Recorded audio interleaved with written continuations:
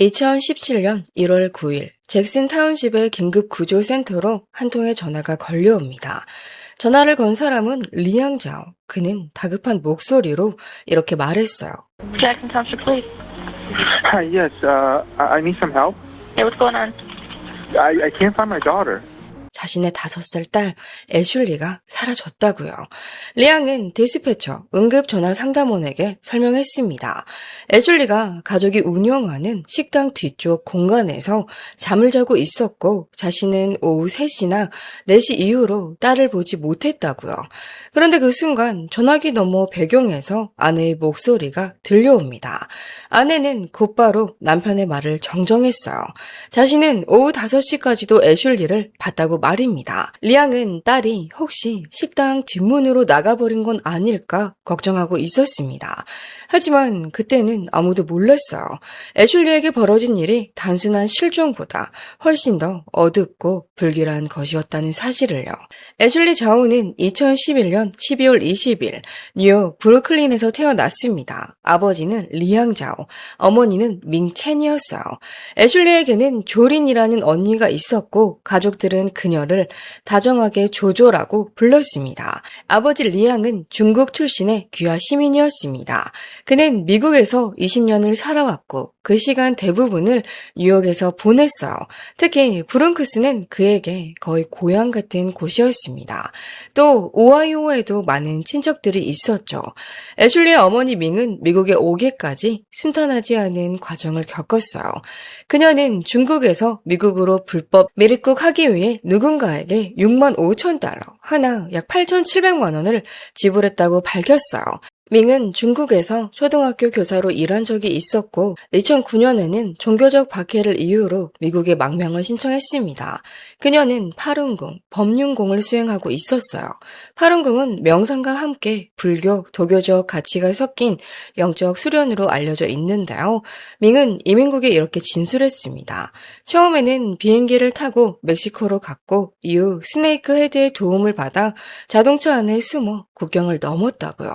그렇게 그녀는 뉴욕까지 들어오게 된 겁니다. 여기서 말하는 스네이크 헤드는 사람들을 다른 나라로 몰래 이동시키는데 특화된 중국계 범죄 조직을 뜻합니다. 중국인 인신매매 및 미리급 조직이죠. 2010년쯤 밍은 뉴욕에서 리앙의 누나가 운영하던 식당에서 일하고 있었습니다. 그리고 바로 그곳에서 리앙을 처음 만나게 돼요. 두 사람의 관계는 빠르게 가까워졌습니다. 리앙과 밍은 2010년 3월 결혼했고 불과 몇 달 뒤인 같은 해 10월 첫째 딸 조조가 태어났습니다. 그리고 2011년 6월 두 사람은 오하이오주의 한 쇼핑몰 안에 앙스 에이시안 쿠진이라는 식당을 열게 됩니다. 겉으로 보기엔 이민자 가족이 미국에서 새 삶을 시작하는 이야기처럼 보였어요. 작은 식당, 어린 두 딸, 그리고 더 나은 미래를 꿈꾸는 부모. 하지만 몇 년 뒤 이 가족의 이름은 전혀 다른 이유로 사람들의 입에 오르내리게 됩니다. 5살 애슐리 자오의 실종, 그리고 그날 식당 안에서 벌어진 믿기 힘든 진실 때문에요. 이 식당은 원래 리앙의 아버지가 운영하던 곳이었습니다. 하지만 리앙은 이곳을 완전히 새롭게 바꾸고 이름까지 바꿔 처음부터 다시 시작하기로 결심했어요. 그리고 같은 해 12월 부부는 뉴욕으로 향했고 그곳에서 애슐리가 태어났습니다. 리앙의 말에 따르면 밍이 애슐리를 임신했을 당시 두 아이를 돌보면서 식당까지 운영하는 건 현실적으로 쉽지 않다는 걸 깨닫게 됩니다. 그래서 그는 자신의 어머니에게 뉴욕으로 와서 도와달라고 부탁했어요. 하지만 어머니는 그 제안을 거절했습니다. 대신 한 가지 제안을 합니다. 애슐리를 자신이 데려가 뉴욕에서 키우겠다고요. 결국 애슐리는 할머니의 보호 아래 뉴욕에서 지내게 되었고 부모는 오하이오에 남아 식당을 운영하며 첫째 딸 조조를 키우는 생활을 이어갔습니다. 앙스 식당은 일주일에 6일 문을 열었고 그곳을 지키는 사람은 오직 밍과 리앙, 단 두 사람뿐이었어요. 대신 한 가지 제안을 합니다. 애슐리를 자신이 데려가 뉴욕에서 키우겠다고요. 결국 애슐리는 할머니의 보호 아래 뉴욕에서 지내게 되었고 부모는 오하이오에 남아 식당을 운영하며 첫째 딸 조조를 키우는 생활을 이어갔습니다. 앙스 식당은 일주일에 6일 문을 열었고 그곳을 지키는 사람은 오직 민과 리앙 단 두 사람이었어요. 시간이 흘러 애슐리가 4살이 되었을 때 그녀는 부모와 함께 살기 위해 오하이오로 다시 돌아오게 됩니다. 지역 주민들의 기억 속 이 가족은 평범하고 다정한 모습이었어요. 사람들은 이 식당 안에서 애슐리와 조조가 나란히 앉아 색칠 놀이를 하거나 아이패드로 놀고 있는 모습을 자주 보았다고 해요. 그날 밤 신고를 받고 출동한 잭슨 타운십 경찰은 식당에서 리앙 자오와 그의 아내 밍첸을 만났습니다. 첫째 딸 조조 역시 학교에서 돌아왔을 때 여동생이 식당 뒤쪽에서 자고 있는 걸 봤다고 말했어요. 하지만 그때는 이미 밤 9시를 훌쩍 넘긴 시간이었습니다. 경찰은 부모에게 물었어요. 왜 911에 신고하기까지 왜 이렇게 오랜 시간이 걸렸는지요. 게다가 식당에는 다른 직원도 없었습니다. 부모의 대답은 단순했습니다. 딸을 확인할 시간이 없었다는 것이었어요. 경찰은 식당 내부를 철저히 수색한 뒤 같은 쇼핑몰 안에 있는 다른 매장들까지 범위를 넓혔습니다. 그리고 곧바로 수색은 식당 주변 숲 지역으로까지 확대됐어요. 당시 기온은 섭씨 영하 20도까지 떨어진 혹독한 날씨였습니다. 무려 75명의 경찰이 밤새 수색에 투입됐고 수색경과 드론까지 동원해 아이의 흔적을 찾기 시작했어요. 당국은 오하이오주 범죄수사국과 FBI 그리고 아동 납치 대응팀에까지 지원을 요청합니다. 다음날 아침 주 저녁에는 애슐리 실종 경보가 발령됩니다. 앙스 식당 주변에는 검문소가 설치됐고 지나가는 차량마다 실종된 소녀의 전단지가 나뉘어졌습니다. 하지만 안타깝게도 그 누구도 5살 소녀를 보지 못했습니다. 애슐리는 마치 세상에서 완전히 흔적도 없이 사라져 버린 것처럼 보였어요. 하지만 그날 상황은 급격히 뒤집힙니다. 오후 5시 실종 신고가 접수된 지 채 20시간도 지나지 않은 시점이었어요. 애슐리 자오는 부모가 운영하던 식당 안에서 이미 숨진 채 발견됩니다. 그리고 더 충격적인 건 그녀의 아버지 리앙이 스스로 수사관들을 한 장소로 안내했다는 점이었습니다. 자신이 딸의 시신을 숨겨둔 곳이었어요. 애슐리는 주방 내부에 있던 업소용 냉동고 바로 위, 그 주변 선반에 보관 중이던 대형 소금통 뒤편 소금을 보관하던 가방에 담긴 채 숨겨져 있었습니다. 소금 더미 사이에 교묘하게 가려져 있었던 거였죠. 수사가 제대로 진행되기 전 부모가 아이를 소금에 절였다는 충격적인 보도가 퍼지기도 했습니다. 하지만 이는 사실이 아니었어요. 그 직후 리안과 밍은 체포되어 스타크 카운티 보안관 사무실로 이송됐고 본격적인 조사를 받게 됩니다. 리앙의 진술은 이렇게 시작돼요.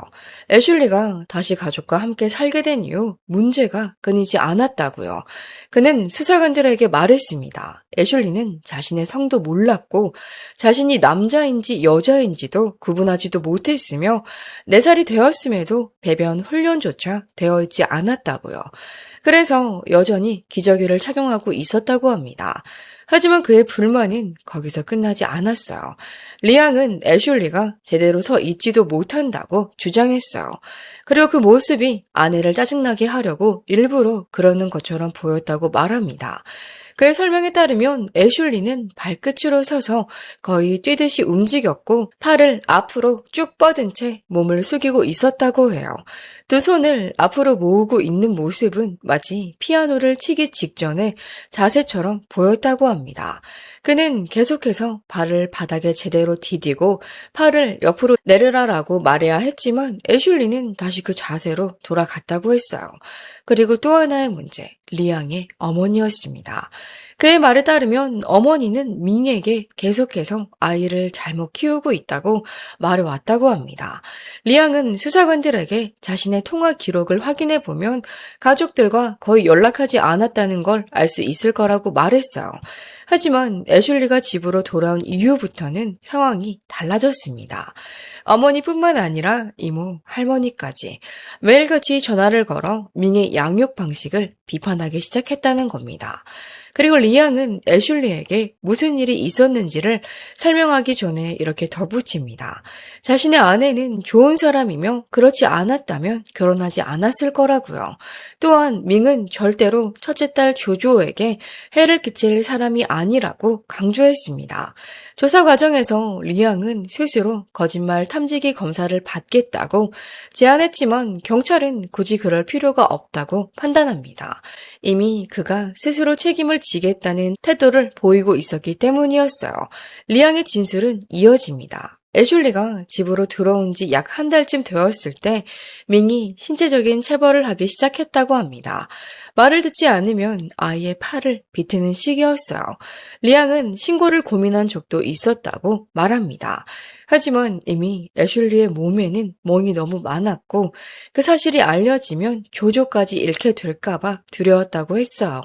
그는 지난 6년 동안 어렵게 쌓아온 것들이 한순간에 무너질까봐 겁이 났다고도 덧붙였습니다. 밍을 특히 분노하게 만든 건 애슐리가 기저귀를 더럽히는 일이었습니다. 사실 그 자체는 큰 문제가 아니었지만 애슐리는 기저귀를 벗는 과정에서 내용물이 바닥에 쏟아지게 만들곤 했고 그럴 때마다 밍은 문제를 해결하려 하기보단 어린 아이에게 그대로 분노를 쏟아냈다고 합니다. 그리고 사건 당일 1월 9일 아침 리앙은 조조를 학교에 데려다주고 돌아왔습니다. 시간은 오전 9시 45분쯤이었어요. 그는 집에 돌아와 아내가 애슐리를 때리고 있는 모습을 목격했다고 말합니다. 이유는 기저귀를 더럽혔다는 것이었습니다. 당시 애슐리는 놀란 듯 보이긴 했지만 겉으로는 괜찮아 보였다고 합니다. 하지만 실제 상황은 전혀 달랐어요. 아이는 갑자기 숨이 막히기 시작했고 흐르파는 듯한 소리를 내더니 곧바로 구토를 하기 시작했습니다. 리안과 밍은 급히 애슐리를 욕실로 데려갔고 그곳에서도 구토는 계속됐습니다. 그들은 아이를 욕조에서 씻긴 뒤 옷을 입히려 했는데요. 그 순간 입에서 초록색 액체가 흘러나오는 것을 발견합니다. 다시 아이를 씻기고 겨우 옷을 입힌 뒤에야 리앙은 깨닫게 됩니다. 애슐리의 심장이 멈췄다는 걸요. 그는 곧바로 인공호흡과 심폐소생술을 시도했습니다. 약 15분에서 30분 정도 계속했지만 결국 아이를 살려내지 못했습니다. 오전 10시쯤 리안과 밍은 이미 생명이 없는 애슐리의 몸을 식당으로 옮깁니다. 그리고 그때부터 시신을 숨기기 시작했어요. 수사관들은 그들에게 물었습니다. 왜 경찰에게 신고하지 않았느냐고요. 그 질문에 리앙은 격앙된 반응을 보였습니다. 그들이 두려웠던 건 단 하나였다고 합니다. 애슐리의 몸에 남아있던 수많은 멍 때문이었고 그로 인해 조조까지 잃게 될까봐 그게 가장 두려웠다고 말했습니다. 리앙은 결국 애슐리에 대한 책임을 자신이 지기 위해 911에 전화를 걸 계획이었다는 사실을 인정합니다. 하지만 밍은 그렇게 생각하지 않았어요. 경찰이 아이의 몸에 남아있는 수많은 멍을 보게 되면 왜 어머니가 아무 조치도 취하지 않았는지 분명히 추궁할 거라고 말했죠. 그래서 두 사람은 다른 선택을 합니다. 애슐리를 카시트에 앉혀 식당으로 데려간 뒤 평소 낮잠을 자던 뒤쪽 침대에 눕혀 놓았어요. 리앙은 경찰에게 이렇게 설명했습니다. 조조가 학교에서 돌아왔을 때 자연스럽게 잠든 애슐리를 보게 하고 싶었다고요. 그들은 조조에게 거짓말을 시키고 싶지 않았다고 말합니다. 하지만 그 선택이 어떤 결과를 만들었는지는 이미 너무 명확했습니다. 오후 6시 조조와 밍이 식당 앞쪽에 있는 동안 리앙은 혼자 움직이기 시작합니다. 그는 애슐리의 시신을 계단 위로 옮겨 냉동고 위쪽 공간에 숨겼어요. 그곳은 원래 패널이 제거된 채 물건을 보관하는 용도로 사용되던 공간이었습니다. 리앙은 시신을 소금이 가득 담긴 식당용 용기를 비운 뒤 그곳에 넣은 뒤 자신의 딸을 마치 필요 없는 물건처럼 숨겨버렸습니다. 이후 진행된 인터뷰에서 리앙은 여러 차례 사과를 합니다. 수사에 참여한 모든 사람들의 시간을 낭비하게 만든 것에 대해 미안하다고 말했어요. 그는 그렇게 많은 사람들이 애슐리를 찾기 위해 나설 줄은 전혀 예상하지 못했다고 했습니다. 또한 단순히 실종 신고를 하면 자신들 역시 아이를 잃은 평범한 가족처럼 보일 거라고 생각했다고 말합니다. 그래서 결국 그는 수사관들을 시신이 있는 곳으로 직접 안내하게 됩니다. 그 안에는 분명 죄책감이 있었습니다. 하지만 인터뷰 내내 리앙의 태도는 어딘가 이상했습니다. 그는 자신의 딸을 마치 하나의 물건처럼 이야기하고 있었어요. 수사관들이 시신을 어떻게 처리할 생각이었냐고 묻자 리앙은 확실히 정하지 못했다고 답합니다. 그들은 3가지 방법을 고민했다고 해요. 첫 번째는 바다에 버리는 것이었습니다. 하지만 그는 밀물 때문에 시신이 다시 해안으로 떠밀려 올 거라고 생각했어요. 두 번째는 땅에 묻는 것이었습니다. 하지만 야생동물이 파헤쳐 발견할 수도 있다고 판단했습니다. 세 번째는 불태우는 것이었습니다. 그러나 밤에 몰래 해야 하고 큰 불은 쉽게 눈에 띌 수 있다는 이유로 포기했다고 합니다. 리앙은 또 하나의 말을 덧붙입니다. 자신의 아내에게 문제가 있다는 걸 이제야 깨달았고 도움이 필요하다고 느꼈다고요. 그래서 그는 애슐리를 맡아줄 친척을 찾으려 했다고 말합니다. 밍의 어머니가 아이를 맡아주기를 바랐지만 당시 그녀는 이미 다른 자녀들의 아이들을 돌보고 있었어요. 다만 그 아이들이 다시 부모에게 돌아가게 되면 애슐리는 중국으로 가서 외할머니와 함께 지낼 예정이었다고 합니다. 그리고 마지막으로 리앙은 자신의 아내가 앞으로 어떻게 될지 물었습니다. 감옥에 보내기보다는 치료를 받으며 도움을 받을 수 있기를 바란다고 했어요. 또한 조조의 앞날에 대해서도 걱정하며 자신의 가족이 아닌 사회복지기관의 보호를 받게 해달라고 요청했습니다. 밍 역시 조사를 받았습니다. 하지만 그녀는 이상할 정도로 무덤덤했어요. 감정의 흔적도 거의 보이지 않았고 끝내 입을 거의 열지 않았습니다. 밍은 애슐리를 폭행했다는 사실을 인정했습니다. 손으로 아이를 때렸다고 진술했죠. 그리고 이렇게 말합니다. 나쁜 일이 생기면 화가 나요. 저는 제 자신을 통제할 수 없어요. 수사관들은 이해할 수 없었습니다. 자신의 딸에게 그런 일을 저질렀는데 왜 울지 않느냐고 물었어요. 그러자 밍은 이렇게 답했습니다. 울고 싶어도 눈물조차 안 나와요. 정말 아무것도 남아있지 않아요. 한 경찰관은 그녀의 감정에 호소해 보려고 했습니다. 당신 딸이 죽었어요. 그런데 어떻게 아무렇지 않을 수 있죠? 아무것도 남아있지 않다고 했는데 그게 이해가 안 돼요. 그런데 조사가 이어지자 밍은 또 이런 말을 덧붙입니다. 저 혼자서는 감당이 안 됐어요. 손이 2개뿐이잖아요. 애슐리에게 치명적인 폭행을 가한 사람은 밍이었습니다. 하지만 리앙 역시 결코 책임에서 자유로울 수 없었어요. 그는 모든 사실을 숨겼고 아내가 어린 딸에게 폭력을 행사하는 것을 사실상 방치했습니다. 리앙의 말에 따르면 애슐리의 몸에는 멍이 너무 많아서 더 이상 참아볼 수 없을 정도였다고 합니다. 그리고 우리가 잊지 말아야 할 점이 하나 더 있습니다.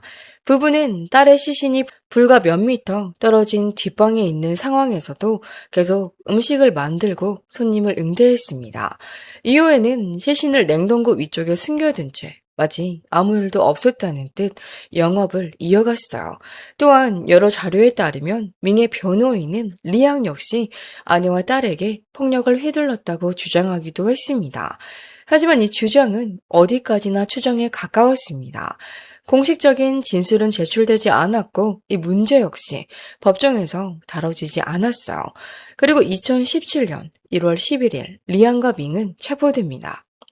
리안과 밍은 체포되었습니다. 밍은 살인, 아동복지 위협, 증거조작, 수사방해, 그리고 시신 훼손 혐의로 기소됩니다. 리앙 역시 유사한 혐의로 함께 기소됐습니다. 다만 일부 자료에서는 그가 살인 공범 혐의로 기소됐다는 기록도 남아 있습니다. 수사 당국은 두 사람 모두 도주할 가능성이 있다고 판단했고 법원은 각각에게 500만 달러, 하나 70억에 달하는 높은 보석금을 책정했어요. 그리고 2017년 1월 12일 오하이오주 노동 및 사회복지부는 첫째 딸 조조에 대한 보호권을 확보합니다. 조조에게는 성인이 될 때까지 돌봐줄 보호자가 지정되었어요. 시간이 조금 흐른 뒤 2017년 9월 11일 리앙 자오는 검찰과 합의를 맺습니다. 그는 자신의 죄를 인정하고 아내 밍에 대해 증언하기로 결정했어요. 그 대가로 살인 혐의를 벗는 형량 합의를 진행했습니다. 그리고 2018년 1월 10일 그는 징역 12년을 선고받습니다. 한편 2017년 12월 29일 밍첸 역시 모든 혐의에 대해 유죄를 인정합니다. 합의에 따라 혐의는 과실치사로 낮춰졌고 그녀는 징역 22년을 선고받게 됩니다. 재판을 담당한 크리스 하튼의 판사는 판결 당시 부모를 향해 징역 100년도 부족하다. 아이는 당신 같은 부모가 없는 곳에서 훨씬 더 행복할 것이라며 강력하게 질타했습니다. 밍은 불법 체류 상태였고 난민 지위를 인정받지 못했기 때문에 22년의 형기를 마친 뒤에는 중국으로 추방될 예정입니다. 사람들은 저마다의 이유로 보호소에서 동물을 데려옵니다. 하지만 그 시작에는 떠돌던 생명에 대한 작은 연민이 담겨있는 경우가 많아요. 많은 이들이 전후 사진을 공유하죠. 사랑과 보살핌을 받기 전과 후 동물이 얼마나 크게 달라지는지를 보여주기 위해서입니다. 그 사진들은 말해줍니다. 관심과 돌봄이 한 생명의 모습과 건강을 얼마나 바꿀 수 있는지를요. 그런데 최근 한국에서 공개된 한 CCTV 영상이 사람들에게 큰 충격을 안겼습니다. 그 영상 속에는 의식을 잃기 직전처럼 보일 정도로 쇠약해진 한 12살 소년의 모습이 담겨 있었습니다. 그는 친구들과 뛰어노는 대신 그 자리에 가만히 서 있었습니다. 아무런 움직임도 없이 멍한 눈빛으로 마치 더 이상 꿈을 꾸지 않는 아이처럼 이미 모든 희망을 잃어버린 것처럼 보였습니다. 그리고 그 영상에는 죽어가던 소년의 마지막 고통스러운 순간이 담겨 있었어요. 이 장면은 전국적으로 큰 분노를 불러일으킵니다. 2023년 2월 7일 인천에서 발생한 이 비극적인 사건을 살펴보겠습니다. 오후 1시 44분 여기서 말하는 인물의 이름은 가명입니다. 이터환이라는 이름의 아버지가 구조대에 전화를 겁니다. 그는 다급하게 말했습니다. 자신의 아들 시우가 숨을 쉬지 않는다고요. 구급대가 도착했을 때 아이의 상태는 이미 심각했습니다. 맥박도 호흡도 없는 임상적 사망 상태였어요. 심폐소생술과 병원 이송이 이어졌지만 결국 소녀는 세상을 떠납니다. 아이의 몸에서는 폭행으로 추정되는 수많은 흔적이 발견됐습니다. 키는 149cm, 체중은 29.5kg에 불과했어요. 이 나이대 아이에게는 위험할 정도로 적은 몸무게였습니다. 그가 입고 있던 옷은 얇고 더러웠으며 한겨울과는 전혀 맞지 않는 상태였어요. 허벅지에는 수십 개의 상처가 있었고 그 상처들은 연필 같은 뾰족한 물체로 생긴 것으로 보였습니다. 생식기 부위에는 화상과 유사한 손상이 발견됐고 전신에는 멍이 퍼져 있었어요. 확인된 상처만 최소 무려 232개, 주로 양쪽 다리에서만 232개의 상처, 딱지 흉터가 발견되었어요. 전신을 모두 합치면 상처가 훨씬 더 많을 것으로 추정됩니다. 그리고 사망 원인은 다발성 둔기에 의한 내부 출혈로 밝혀졌습니다. 이는 단순한 사고가 아니었습니다. 오랜 시간에 걸쳐 반복된 체계적인 학대의 결과였습니다. 의료진은 아이의 상태를 보고 학대를 의심했고 즉시 경찰에 신고했어요. 하지만 당시 계모 이수진은 혐의를 부인했어요. 그녀는 사망 당일 아이가 말을 듣지 않아 밀쳤을 뿐이라고 주장했습니다. 친부 역시 모든 혐의를 부인했습니다. 그는 2주 동안 아들을 보지 못했으며 아이의 상태가 좋지 않다는 말을 들은 뒤에야 경찰에 신고했다고 말했어요. 연합뉴스가 부모의 긴급 체포 소식을 보도했지만 처음에는 사회적으로 큰 반향을 일으키지 못했습니다. 하지만 한 달 뒤 상황은 달라집니다. MBC와 SBS 탐사보도 프로그램을 통해 사건이 널리 알려지기 시작한 겁니다. 국립과학수사연구원의 초기 감정 결과 아이의 내부 장기 손상은 확인됐습니다. 하지만 정확한 사망 원인은 처음부터 명확하게 드러나지 않았고 추가 조사가 필요했어요. 그리고 2월 15일 경찰은 계모에게 적용된 혐의를 변경합니다. 기존의 사망에 이르게 한 아동 혐의에서 살인 및 아동 혐의로 바뀐 것이었습니다. 아이의 죽음이 단순한 우발적 사고가 아니었다는 점이 확인된 거예요. 6월 16일 사건이 경찰에서 검찰로 넘겨진 뒤 추가 수사가 시작됐습니다. 압수수색 과정에서 수사관들은 추가로 22건의 학대 정황을 밝혀냈어요. 그 안에는 연필로 허벅지를 찌른 행위, 그리고 커튼끈으로 의자에 묶어둔 행위도 포함돼 있었습니다. 이런 학대는 아이가 사망하기 불과 이틀 전까지도 계속됐습니다. 핵심 증거는 가정용 카메라였습니다. 카메라는 계모가 아이의 행동을 감시하기 위해 설치한 것이었어요. 경찰과 검찰에 따르면 계모 이수진은 2022년 봄 유산을 겪은 뒤부터 이시우 군을 하기 시작했습니다. 그리고 그 책임을 아이에게 돌렸다고 합니다. 2023년 1월 말 시우는 입 안에 화상을 입어 음식을 제대로 먹을 수 없는 상태였습니다. 치료가 필요한 상황이었죠. 하지만 치료를 받기는커녕 는 오히려 더 심해졌습니다. 2월 4일 계모는 시우가 무언가를 훔쳤다고 의심했습니다. 그리고 선반에 있던 알루미늄 지지대로 아이를 었어요. 그 뒤에는 수건과 커튼끈으로 아이를 의자에 묶었습니다. 얼굴은 가려졌고 손과 발은 묶인 상태였습니다. 시우는 그렇게 무려 16시간을 버텨야 했어요. 그 시간 동안 아이는 스피커를 통해 들려오는 고함과 욕설을 계속해서 들어야 했습니다. 새벽 5시부터는 성경을 베껴 쓰도록 강요받았습니다. 그리고 같은 날 계모는 또다시 가합니다. 이번 이유는 동생들의 용돈을 훔쳤다는 의심이었어요. 이후 시우는 다시 2시간 동안 의자에 묶였습니다. 그때 이미 아이의 몸 안에는 내부 출혈이 시작된 상태였습니다. 그리고 그의 아버지는 이 모든 상황을 그저 지켜보고만 있었습니다. 6월 7일 오후 1시쯤 결국 비극적인 순간이 찾아옵니다. 시우는 두 손으로 계모의 손을 붙잡고 용서를 구합니다. 하지만 그녀는 아이를 밀쳐냈어요. 시우는 그 뒤로 넘어졌고 바닥에 머리를 부딪혔습니다. 그리고 얼마 지나지 않아 내부 출혈로 인한 쇼크로 세상을 떠났습니다. 그 전날 한 상점에서는 시우의 모습이 목격되기도 했는데요. 아이는 매우 위태로워 보였다고 해요. 그는 음료 하나를 샀고 점원은 그 모습을 뚜렷하게 기억하고 있었습니다.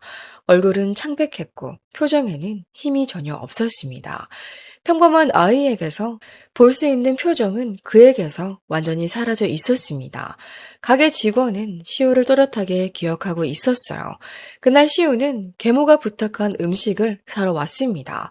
하지만 김밥이 재고가 없다는 말을 듣자 그는 포기하지 않고 같은 음식을 찾기 위해 다른 가게로 향했어요.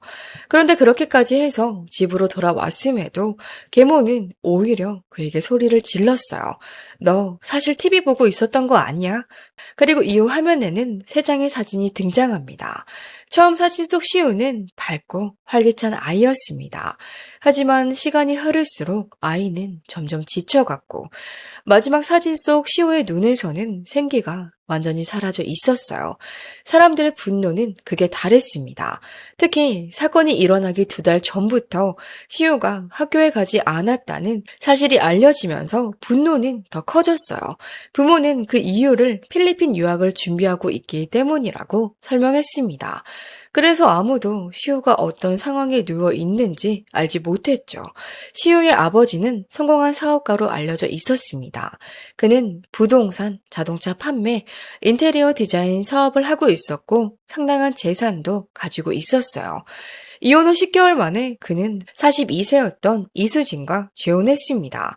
두 사람 사이에서는 두 딸이 태어났고 사건 당시 이수진은 임신 중이었습니다. 이수진은 과거 중국 남성과 결혼한 적이 있었습니다. 하지만 2018년 5월 가정폭력과 외도 문제로 이혼하게 됩니다. 이혼 과정에서 그녀는 아이의 양육권을 전 남편에게 넘겼습니다. 이시우 군의 친어머니는 전 남편과의 관계가 좋지 않았음에도 그를 다정하고 책임감 있는 아버지라고 생각했습니다. 그래서 그녀는 그가 아들을 잘 키워줄 거라고 믿었어요. 하지만 그 믿음은 오래가지 못했습니다. 그는 친모가 아이를 정기적으로 만나는 것조차 허락하지 않았어요. 수없이 요청했지만 친모가 시우를 직접 만난 건 고작 2번뿐이었습니다. 결국 그녀는 면접 교섭권이 침해되었다며 양육권 변경 소송을 제기하게 됩니다. 그런데 이수진은 친어머니가 양육권 변경 소송을 제기했다는 사실을 알게 되자 그녀를 설득하기 시작해요. 이수진은 시우가 이미 자신을 가장 의지하고 있으며 지금 다시 친어머니를 만나게 되면 아이가 혼란스러워할 수 있다고 말했어요. 그러니 재판이 끝날 때까지만 기다려 달라고 했습니다. 결국 친모는 그 말을 믿고 소송을 취하했습니다. 하지만 2년이 지나도록 아무것도 달라지지 않았습니다. 기다림에 지친 친모는 직접 아들을 찾아가기로 결심합니다.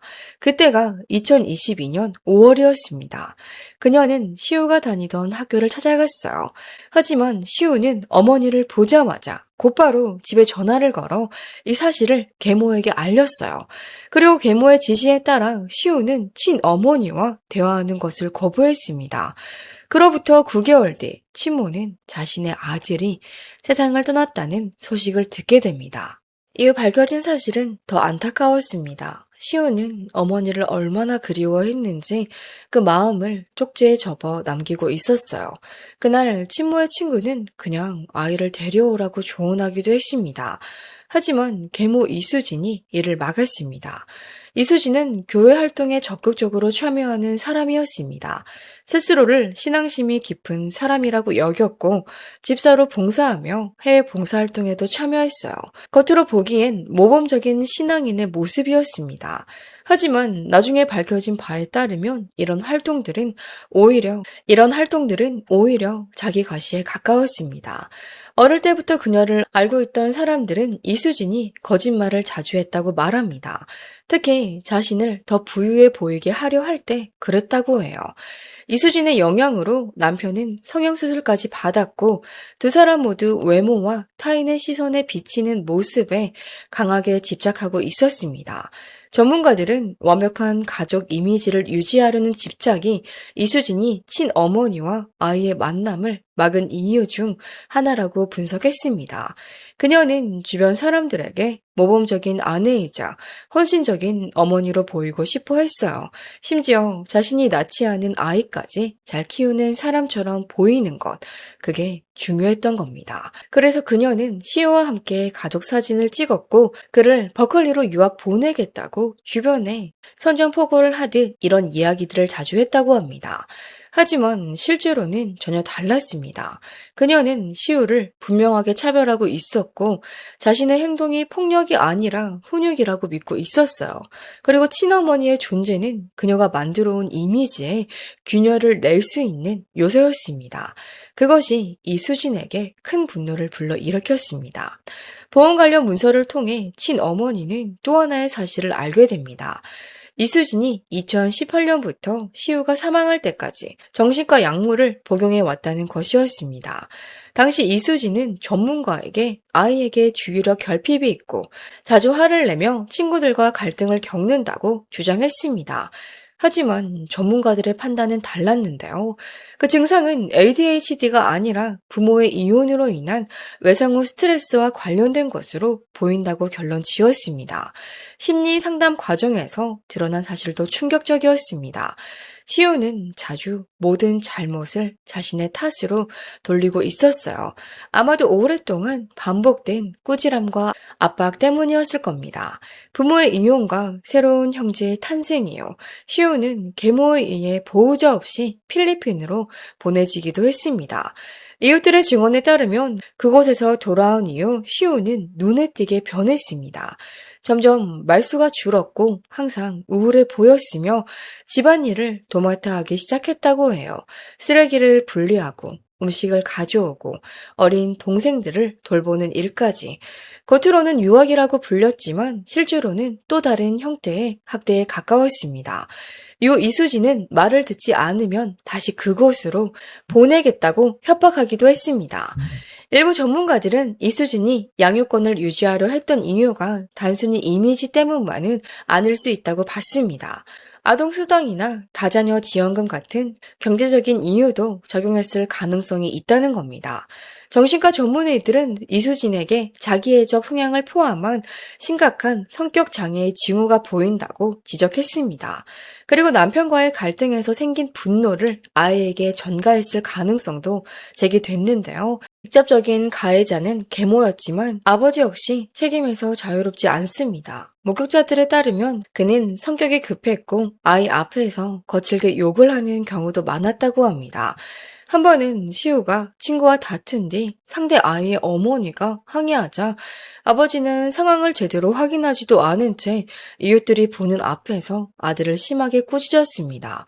그날 이후 시우의 눈은 심하게 부어올라 있었어요. 하지만 그때는 이미 누군가 개입하기에는 너무 늦은 상황이었습니다.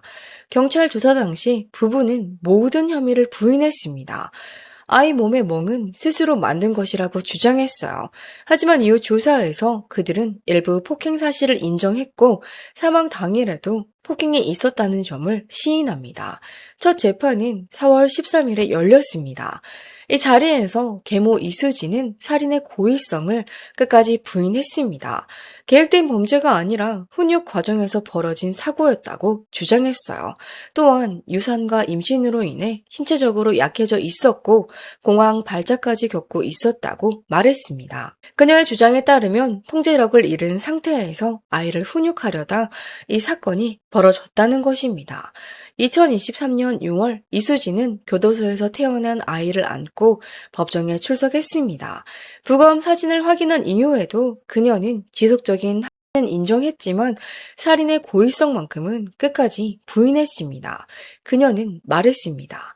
자신은 시우의 죽음을 원하지 않았고 그가 그렇게 될 거라고는 전혀 예상하지 못했다고요.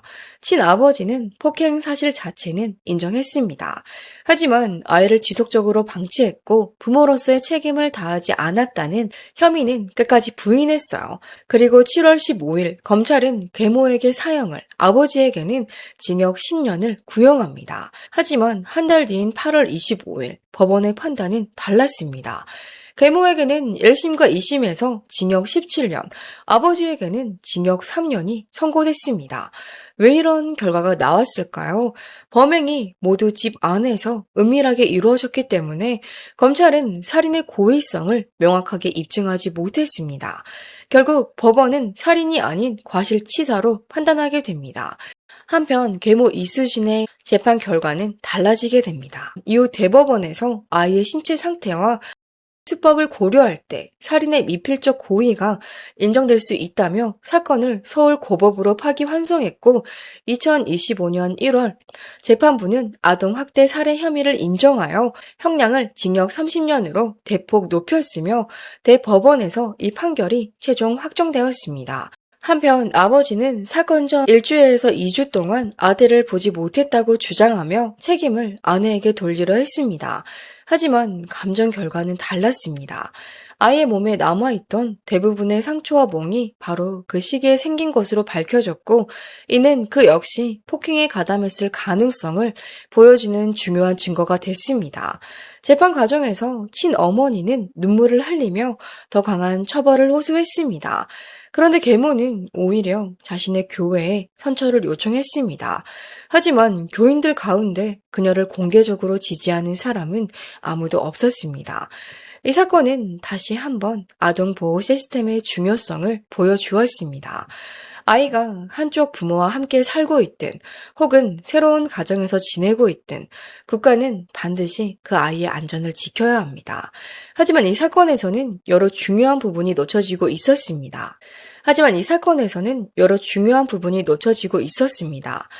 를 의심할 만한 상황이 있었음에도 신고가 제대로 이루어지지 않았다는 점, 그리고 친권이 없는 부모가 자녀를 만나는데 현실적인 제약이 있었다는 점, 이 모든 것들이 결국 돌이킬 수 없는 비극으로 이어졌습니다. 만약 친어머니가 정기적으로 아들을 만날 수 있었다면 시의 운명은 지금과는 전혀 다른 방향으로 흘러갔을지도 모릅니다. 어쩌면 누군가 단 한 번만이라도 조금 더 관심을 기울였다면 그 아이는 아직도 어딘가에서 평범한 하루를 살아가고 있었을지도 모릅니다. 하지만 그 기회는 끝내 오지 않았습니다.